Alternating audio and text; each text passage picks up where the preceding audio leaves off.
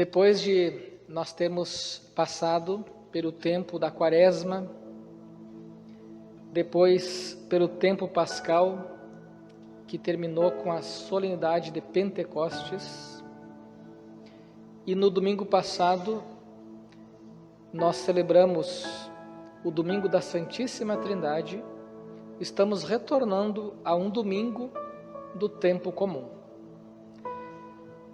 Tempo comum é o tempo da vida ordinária, tempo em que Jesus ele realizou sua missão, tempo em que ele anunciou o reino, tempo em que ele escolheu os seus apóstolos, tempo em que ele realizou muitos sinais, muitos milagres.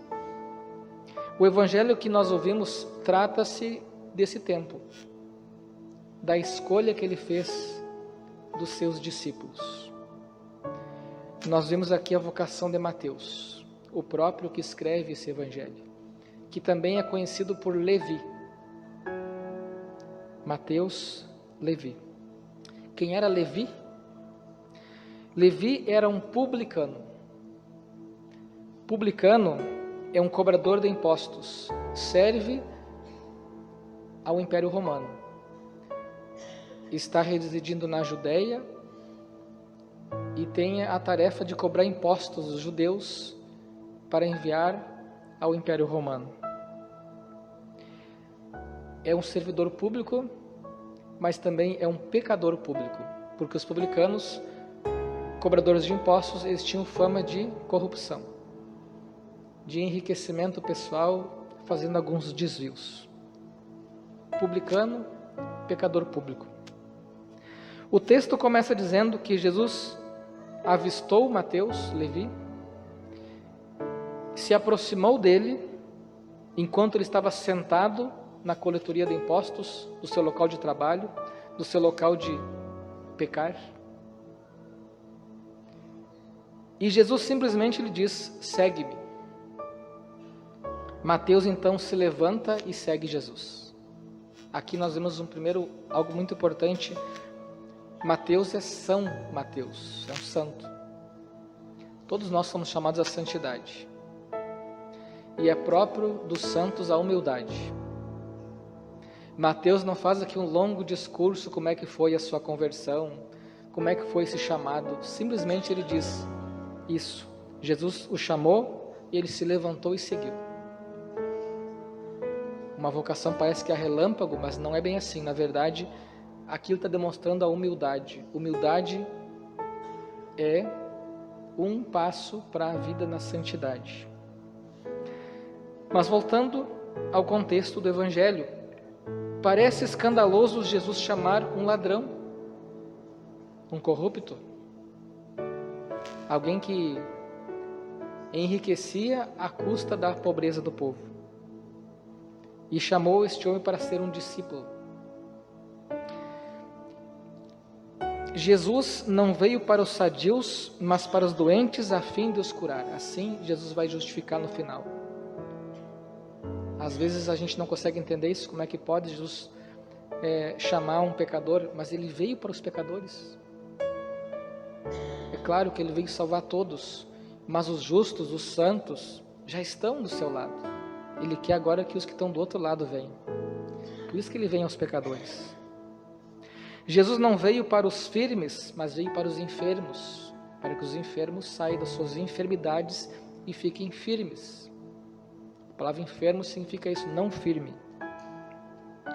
Jesus também não veio para os perfeitos, para os santos, mas para os pecadores, a fim de lhes resgatar e também fazer deles santos, perfeitos.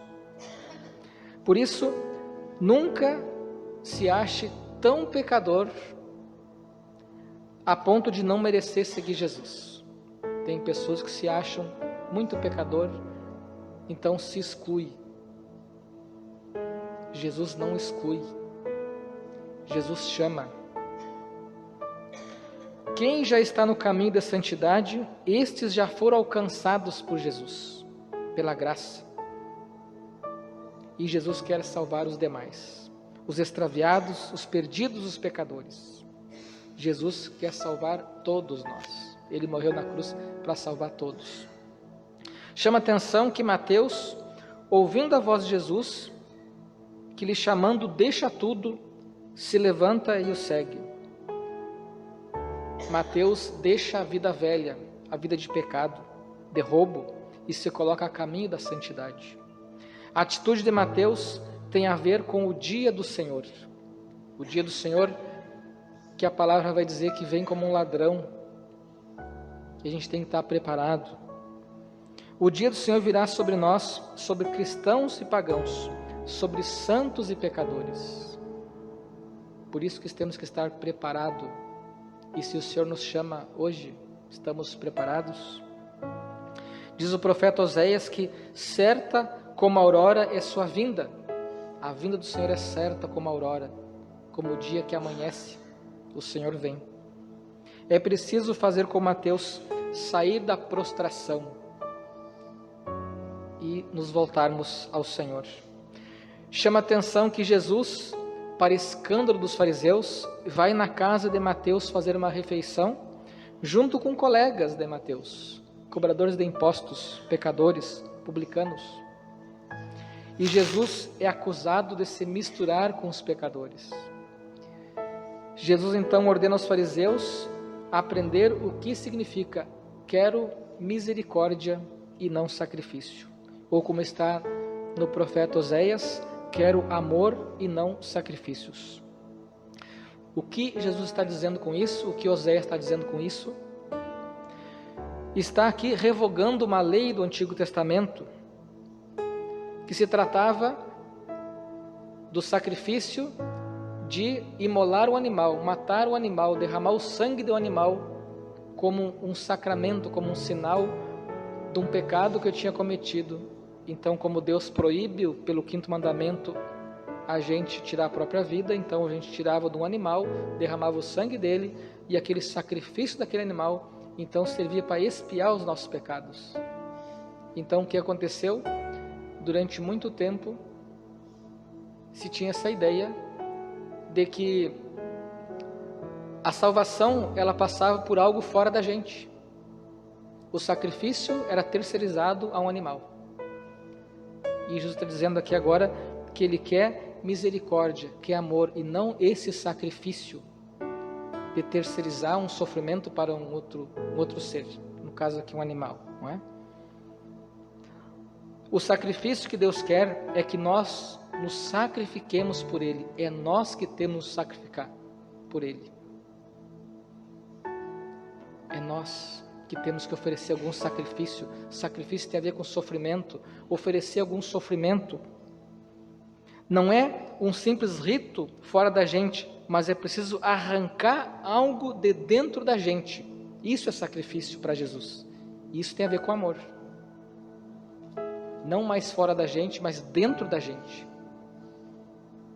O que você tem sacrificado na tua vida para se aproximar mais de Jesus?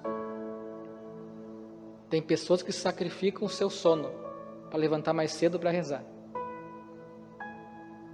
Tem pessoas que sacrificam um pouco do dinheiro da carteira para ajudar quem necessita, a igreja também. Tem pessoas que sacrificam o seu tempo, as suas coisas pessoais para servir alguém. Tudo isso é grandioso. Mateus, quando se levantou e seguiu Jesus, iniciou uma vida de sacrifício, se deixando moldar pelo Senhor. O que você precisa arrancar de você para ser mais livre no serviço a Deus e ao próximo?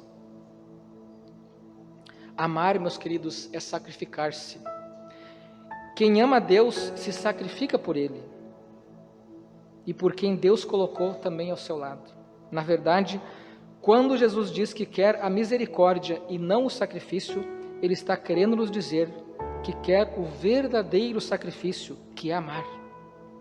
Amar é se sacrificar. De nada adianta os falsos sacrifícios quando não se tem amor. O que adianta fazer um sacrifício, por exemplo, de ficar uma noite inteira no telefone, olhando um filme, videozinho, etc., não dormir, aí outro dia não consegue fazer nada, porque não usou bem a noite para descansar. Ou poderia citar um exemplo de numa noite se botar fora. Adianta um sacrifício desse para a salvação da nossa alma? Por quem você tem se sacrificado? Qual o sacrifício você tem feito? Saiba que em cada Santa Missa tornamos presente o único e verdadeiro sacrifício de um Deus que morreu por mim e por você na cruz, para a salvação de toda a humanidade. A Santa Missa é o sacrifício da nova lei. Por isso, nunca deixe de vir à missa. É também fazer um sacrifício, é 1 horinha por semana. É sacrificar o nosso tempo, que poderia fazer muitas coisas, mas essa horinha é para Jesus. É dar o dízimo do nosso tempo para Deus. Se ofereça com Cristo nos seus sofrimentos, nas suas tribulações, medos, angústias. Se ponha a servir com alegria por amor, pois amar é sacrificar-se. Vivemos uma época em que é muito forte o culto ao corpo. Nada contra, mas tem pessoas que só cuidam do corpo. É academia, é medicação, é vida fitness, não é? Rede social, cuidado do corpo. Temos que cuidar do corpo, mas nunca em primeiro lugar. Somos capazes de fazer grandes sacrifícios para salvar o nosso corpo. Olha alguns procedimentos que a gente faz aí, cirurgias, exames. Tem exames que são vergonhosos de fazer e a gente faz. A gente permite que um médico, mexa no nosso corpo. A gente faz isso por quê? Para salvar o nosso corpo. E o que a gente faz para salvar nossa alma? O verdadeiro corpo que devemos cultuar é o Corpus Christi, que celebramos quinta-feira. O corpo de Cristo, a Eucaristia. É esse corpo que devemos cultuar. O nosso corpo é o templo do Espírito Santo. Temos que dar o seu valor, mas no seu lugar. Em primeiro lugar, o culto a Deus. Não que passemos a desprezar o nosso corpo, mas dar a Deus o que é de Deus. O amor a Deus sempre deve vir em primeiro lugar. São bons sacrifícios, meus queridos, vir à Santa Missa todos os domingos, rezar o terço todos os dias, levantar mais cedo para fazer uma oração, dar o dízimo, dar atenção a uma pessoa difícil e assim por diante. O importante é nos sacrificarmos por alguma coisa e coisas que valem a pena. Não se sacrificar por coisas que nos destroem, mas por coisas que nos elevem. Esse é o verdadeiro sacrifício. Esse é o sacrifício que Deus quer. Louvado seja nosso Senhor Jesus Cristo.